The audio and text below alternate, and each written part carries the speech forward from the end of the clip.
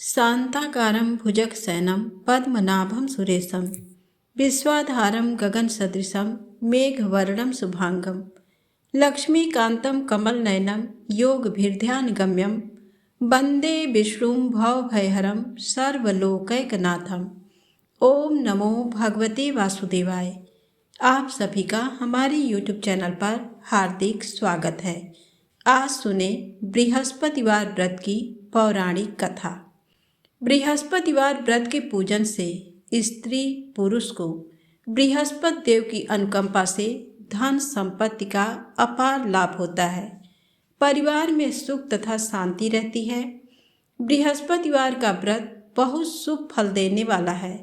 बृहस्पतिवार की पूजा के पश्चात कथा सुनने का विशेष महत्व है। बृहस्पतिवार के व्रत करने और कथा सुनने से सभी मनोकामनाएं पूर्ण होती हैं। तो प्रेम से बोले बृहस्पति भगवान की जय हो। प्राचीन समय की बात है। एक बड़ा प्रतापी तथा दानी राजा था। वह प्रत्येक गुरुवार को व्रत रखता एवं पूजन करता था। ये उसकी रानी को अच्छी नहीं लगती थी। ना वह व्रत करती और ना ही किसी को एक पैसा दान में देती।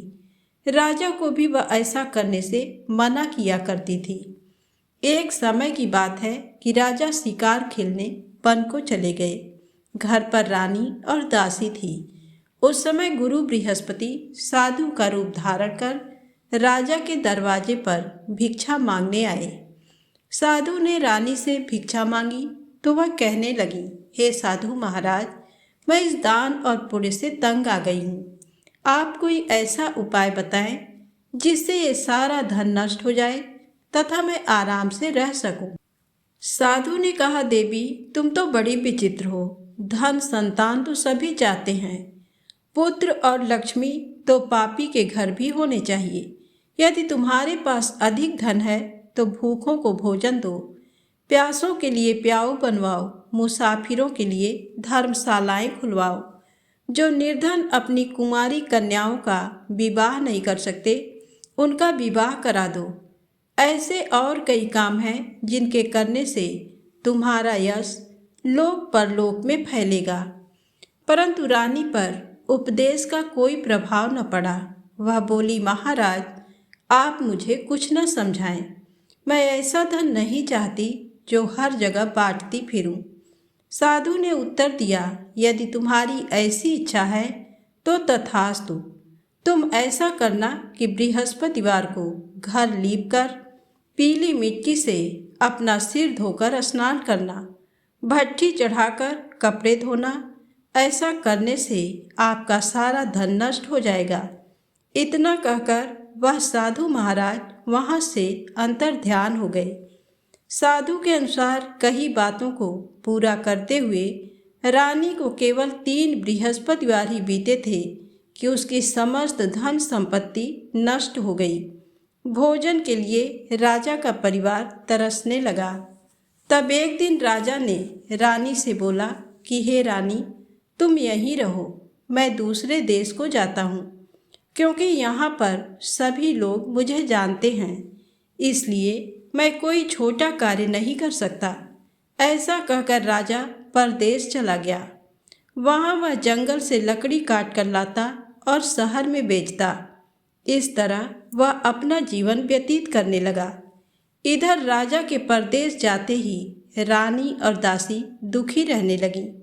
एक बार जब रानी और दासी को 7 दिन तक बिना भोजन के रहना पड़ा तो रानी ने अपनी दासी से कहा, हे दासी, पास ही के नगर में मेरी बहन रहती है। वह बड़ी धनवान है। तू उसके पास जा और कुछ ले आ ताकि थोड़ी बहुत गुजर बसर हो जाए। दासी रानी की बहन के पास गई। उस दिन गुरुवार था और रानी की बहन उस समय बृहस्पतिवार व्रत की कथा सुन रही थी।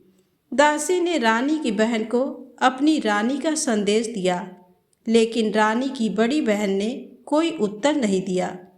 जब दासी को रानी की बहन से कोई उत्तर नहीं मिला तो वह बहुत दुखी हुई और उसे क्रोध भी आया। दासी ने वापस आकर रानी को सारी बात बता दी। सुनकर रानी ने अपने भाग्य को कोसा। उधर रानी की बहन ने सोचा कि मेरी बहन की दासी आई थी, परंतु मैं उससे नहीं बोली, इससे वह बहुत दुखी हुई होगी। कथा सुनकर और पूजन समाप्त करके वह अपनी बहन के घर आई और कहने लगी, हे बहन, मैं बृहस्पतिवार का व्रत कर रही थी। तुम्हारी दासी मेरे घर आई थी, परंतु जब तक कथा होती है तब तक न तो उठते हैं और ना ही बोलते हैं, इसलिए मैं नहीं बोली। कहो दासी क्यों गई थी? रानी बोली, बहन तुमसे क्या छिपाऊं, हमारे घर में खाने तक को अनाज नहीं था। ऐसा कहते कहते रानी की आंखें भर आईं। उसने दासी समेत पिछले 7 दिनों से भूखे रहने तक की बात अपनी बहन को विस्तार पूर्वक सुना दी।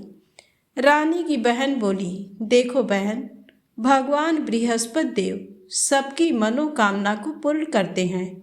देखो शायद तुम्हारे घर में अनाज रखा हो। पहले तो रानी को विश्वास नहीं हुआ, पर बहन के आग्रह करने पर उसने अपनी दासी को अंदर भेजा तो उसे सचमुच अनाज से भरा एक घड़ा मिल गया। ये देखकर दासी को बड़ी हैरानी हुई। दासी रानी से कहने लगी, हे रानी, जब हमको भोजन नहीं मिलता तो हम व्रत ही तो करते हैं, इसलिए क्यों न इनसे व्रत और कथा की विधि पूछ ली जाए ताकि हम भी व्रत कर सकें। तब रानी ने अपनी बहन से बृहस्पतिवार व्रत के बारे में पूछा। उसकी बहन ने बताया, बृहस्पतिवार के व्रत में चने की दाल और मुनक्का से विष्णु भगवान का केले की जड़ में पूजन करें तथा दीपक जलाएं, व्रत कथा सुने और पीला भोजन ही करें। इससे बृहस्पति देव प्रसन्न होते हैं। व्रत और पूजन विधि बताकर रानी की बहन अपने घर को लौट गई। 7 दिन के बाद जब गुरुवार आया तो रानी और दासी ने व्रत रखा।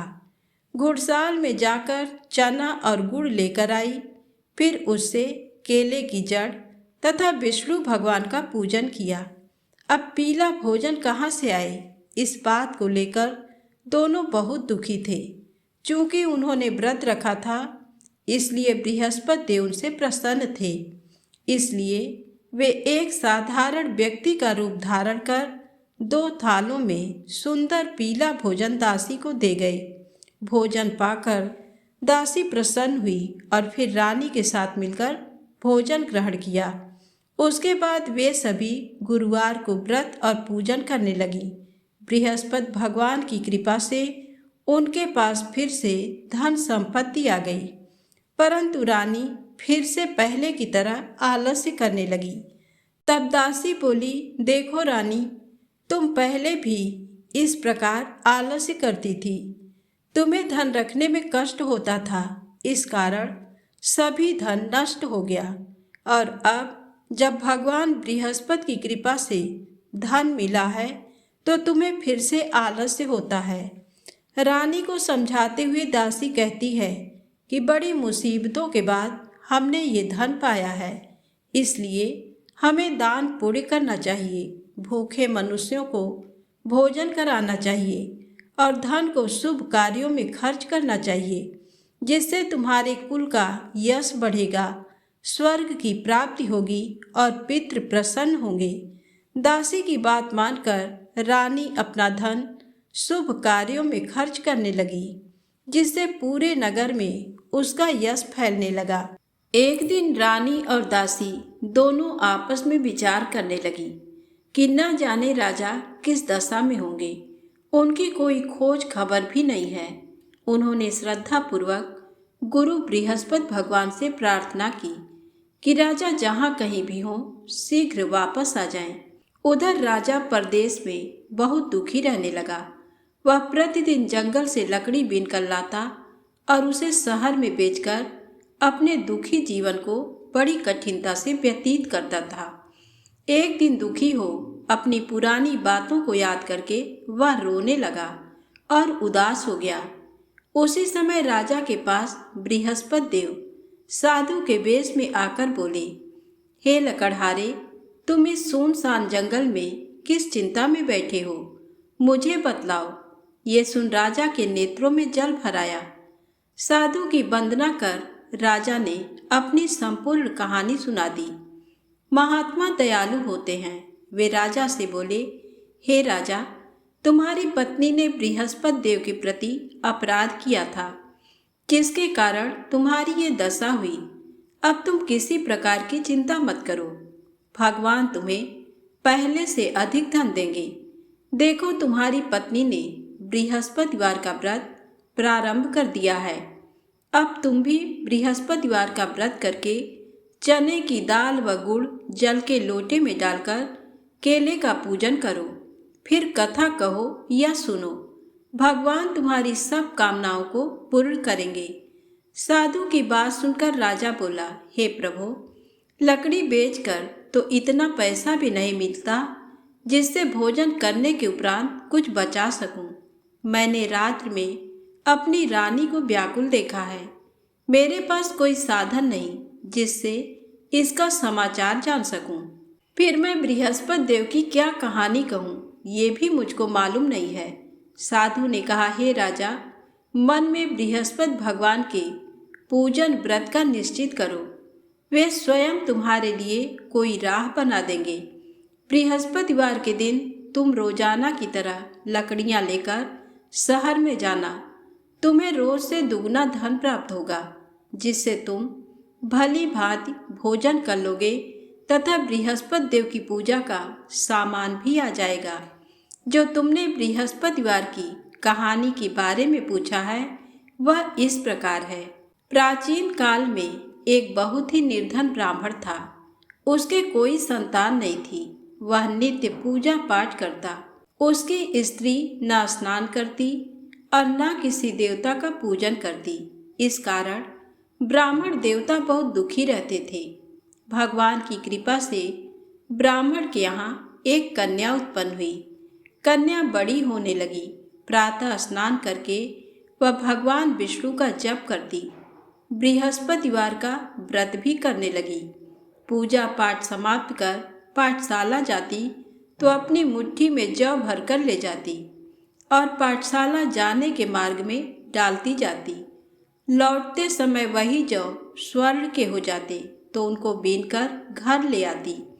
एक दिन वह बालिका सूप में उन सोने के जौ को फटककर साफ कर रही थी कि तभी उसकी माँ ने देख लिया और कहा, हे बेटी, सोने के जौ को फटकने के लिए सोने का सूप भी तो होना चाहिए। दूसरे दिन गुरुवार था। कन्या ने व्रत रखा और बृहस्पति देव से सोने का सूप देने की प्रार्थना की। बृहस्पति देव ने उसकी प्रार्थना स्वीकार कर ली। रोजाना की तरह वह कन्या जौ फैलाती हुई पाठशाला चली गई। पाठशाला से लौटकर जब वह जौ बीन रही थी तो बृहस्पति देव की कृपा से उसे सोने का सूप मिला। उसे वह घर ले आई और उससे जौ साफ करने लगी, परंतु उसकी माँ का वही ढंग रहा। एक दिन की बात है, कन्या सोने के सूप में जब जौ साफ कर रही थी, उस समय उस नगर का राजकुमार वहां से निकला। कन्या के रूप को देखकर वह उस पर मोहित हो गया। राजमहल आकर वह भोजन तथा जल त्याग कर उदास होकर लेट गया। राजा को जब राजकुमार द्वारा अन्न जल त्यागने का समाचार ज्ञात हुआ तो अपने मंत्रियों के साथ वह अपने पुत्र के पास गया और कारण पूछा। राजकुमार ने राजा को उस लड़की के घर का पता भी बता दिया। मंत्री उस लड़की के घर गया। मंत्री ने ब्राह्मण के समक्ष राजा की ओर से निवेदन किया। कुछ ही दिन बाद ब्राह्मण की कन्या का विवाह राजकुमार के साथ संपन्न हो गया। कन्या के घर से जाते ही ब्राह्मण के घर में पहले की भांति गरीबी का निवास हो गया। एक दिन दुखी होकर ब्राह्मण अपनी पुत्री से मिलने गए। बेटी ने पिता की अवस्था को देखा और अपनी माँ का समाचार पूछा। ब्राह्मण ने सभी हाल कह सुनाया। कन्या ने बहुत सा धन देकर अपने पिता को विदा कर दिया, लेकिन कुछ दिन बाद फिर वही हाल हो गया। ब्राह्मण फिर अपनी कन्या के यहाँ गया और सभी हाल कहा तो पुत्री बोली, हे पिताजी, आप माता जी को यहाँ लिवा लाओ। मैं उन्हें वह विधि बता दूंगी जिससे गरीबी दूर हो जाए। ब्राह्मण देवता अपनी स्त्री को साथ लेकर अपनी पुत्री के पास राजमहल पहुँचे तो पुत्री अपनी माँ को समझाने लगी, हे माँ, तुम प्रातःकाल स्नान आदि करके विष्णु भगवान का पूजन करो तो सब दरिद्रता दूर हो जाएगी। परंतु उसकी माँ ने उसकी एक भी बात नहीं मानी। वह प्रातःकाल उठकर अपनी पुत्री के बच्चों का बचा जूठन खा लेती थी। एक दिन उसकी पुत्री को बहुत गुस्सा आया। उसने अपनी माँ को एक कोठरी में बंद कर दिया। प्रातःकाल उसने स्नान आदि करा के पूजा पाठ करवाया तो उसकी माँ की बुद्धि ठीक हो गई। इसके बाद वह नियम से पूजा पाठ करने और प्रत्येक बृहस्पतिवार को व्रत रखने लगी। इस व्रत के प्रभाव से मृत्यु के बाद वह स्वर्ग को गई। वह ब्राह्मण भी सुखपूर्वक इस लोक का सुख भोगकर स्वर्ग को प्राप्त हुआ। इस तरह कहानी कहकर साधु देवता वहाँ से अंतर ध्यान हो गए। धीरे धीरे समय व्यतीत होने पर फिर बृहस्पतिवार का दिन आया। राजा जंगल से लकड़ी काटकर शहर में बेचने गया। उसे उस दिन और दिनों से अधिक धन मिला। राजा ने चना गुड़ आदि लाकर बृहस्पतिवार का व्रत किया। उस दिन से उसके सभी क्लेश दूर हुए। परंतु जब अगले गुरुवार का दिन आया तो वह बृहस्पतिवार का व्रत करना भूल गया। इस कारण बृहस्पति भगवान नाराज हो गए। उस दिन उस नगर के राजा ने विशाल यज्ञ का आयोजन किया तथा शहर में ये घोषणा करा दी कि कोई भी मनुष्य अपने घर में भोजन न बनावे, न आग जलावे। समस्त जनता मेरे यहाँ भोजन करने आवे।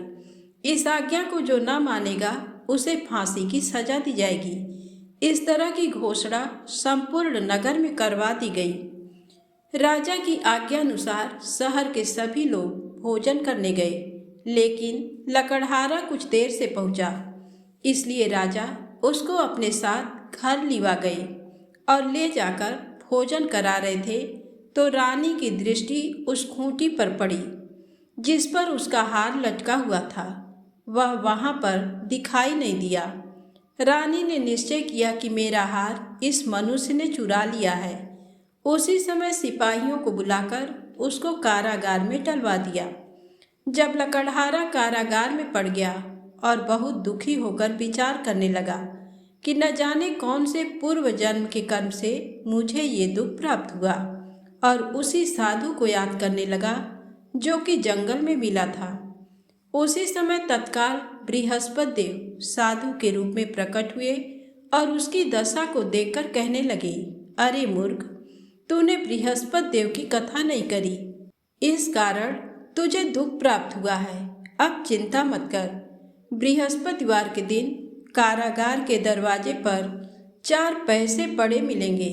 उनसे तू बृहस्पति देव की पूजा करना, तेरे सभी कष्ट दूर हो जाएंगे।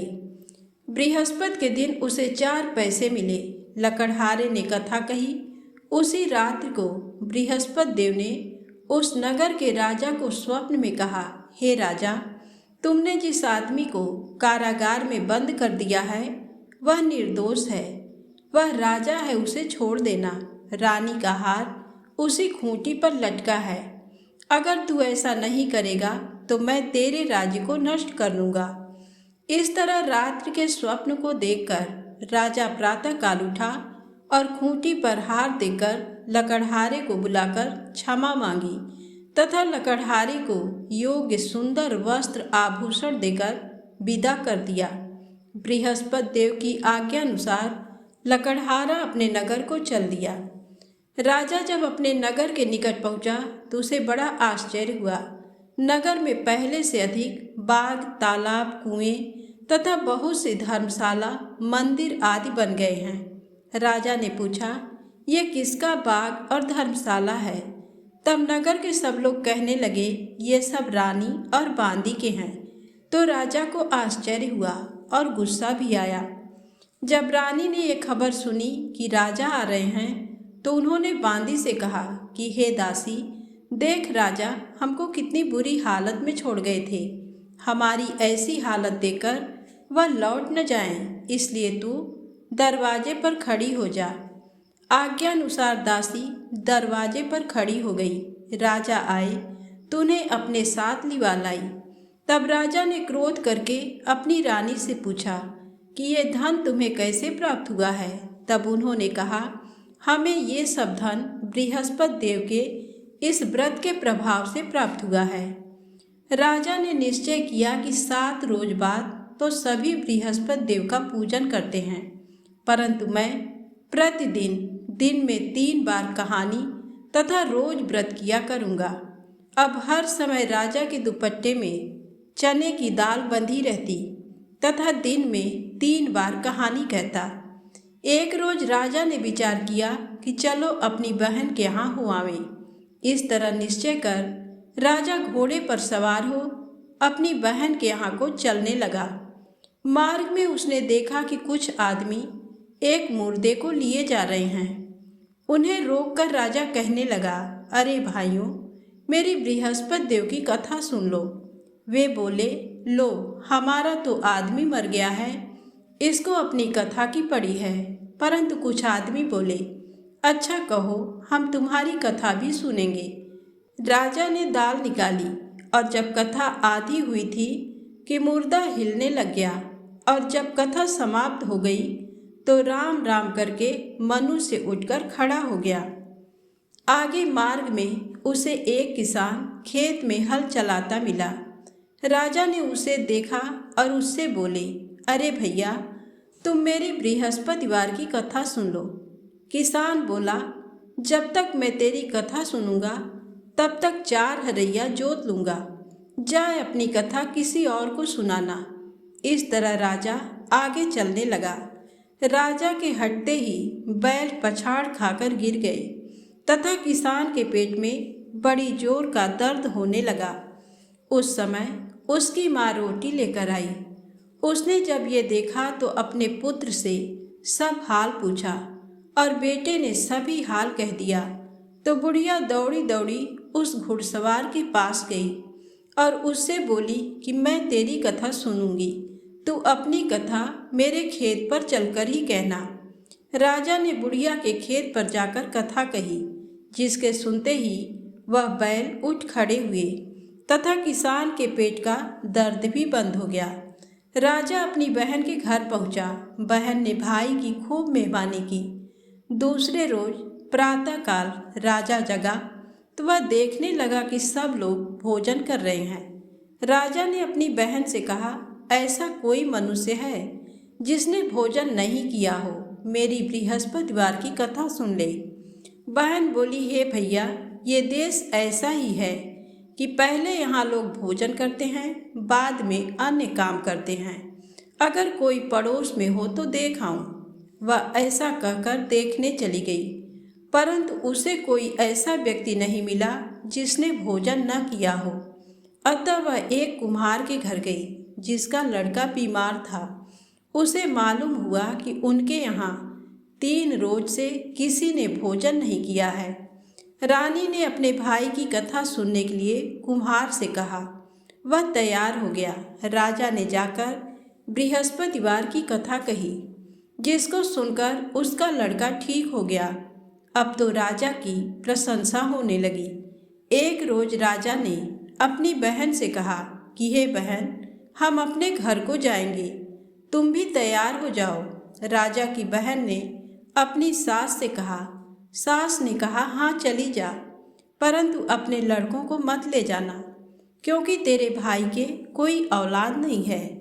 बहन ने अपने भैया से कहा, हे भैया, मैं तो चलूँगी, पर कोई बालक नहीं जाएगा। राजा बोला, जब कोई बालक नहीं चलेगा तब तुम ही क्या करोगी। बड़े दुखी मन से राजा अपने नगर को लौट आया। राजा ने अपनी रानी से कहा, हम निर्वंशी हैं, हमारा मुंह देखने का धर्म नहीं है और कुछ भोजन आदि नहीं किया। रानी बोली, हे प्रभु, बृहस्पति देव ने हमें सब कुछ दिया है, वह हमें औलाद अवश्य देंगे। उसी रात को बृहस्पति देव ने राजा से स्वप्न में कहा, हे राजा, उठ, सभी सोच त्याग दे, तेरी रानी गर्भ से है। राजा को ये बात सुनकर बड़ी खुशी हुई। 9वें महीने में उसके गर्भ से एक सुंदर पुत्र पैदा हुआ। तब राजा बोला, हे रानी, स्त्री बिना भोजन के रह सकती है, पर बिना कहे नहीं रह सकती। जब मेरी बहन आवे तुम मुझसे कुछ कहना मत। रानी ने सुनकर हाँ कर दिया। जब राजा की बहन ने ये शुभ समाचार सुना तो वह बहुत खुश हुई तथा बधाई लेकर अपने भाई के यहाँ आई। तभी रानी ने कहा, घोड़ा चढ़कर तो नहीं आई, गधा चढ़ी आई। राजा की बहन बोली, भाभी, मैं इस प्रकार न कहती तो तुम्हें औलाद कैसे मिलती। बृहस्पति देव ऐसे ही हैं, जैसी जिसके मन में कामनाएं हैं सभी को पूर्ण करते हैं। जो सद्भावना पूर्वक बृहस्पतिवार का व्रत करता है एवं कथा पढ़ता है अथवा सुनता है, दूसरों को सुनाता है, बृहस्पति देव उसकी सभी मनोकामना पूर्ण करते हैं। प्रेम से बोलें, बृहस्पति भगवान की जय हो।